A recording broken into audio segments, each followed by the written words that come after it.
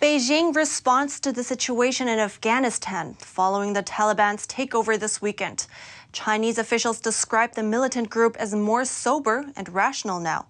In a Thursday press conference, a spokeswoman for China's foreign ministry praised the Taliban, calling the group more sober and rational than last time it held power some 20 years ago. She described the Taliban's current practices as good, positive, and pragmatic, but didn't answer when asked whether the Chinese regime would recognize the Taliban regime or whether Beijing has been in contact with the group in recent days. But the apparent friendly gesture is going both ways. The same day, a Taliban spokesperson said China could contribute to the development of Afghanistan in the future.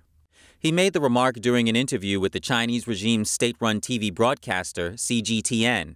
But as relations between Beijing and the Taliban warm, the U.S. is facing a more immediate concern. That is that American weapons could fall into the Chinese regime's hands. That's including gear like guns, night vision goggles, and even aircraft. For nearly 20 years, the United States has been providing Afghan forces with weapons, having sent over at least 600,000 to date.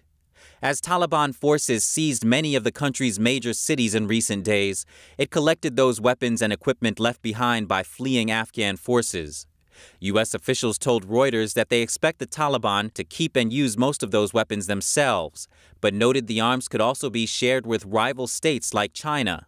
Though one of the officials pointed out that the Chinese regime wouldn't gain much, even if the Taliban did decide to share. That's because Beijing likely has access to comparable weapons and equipment already.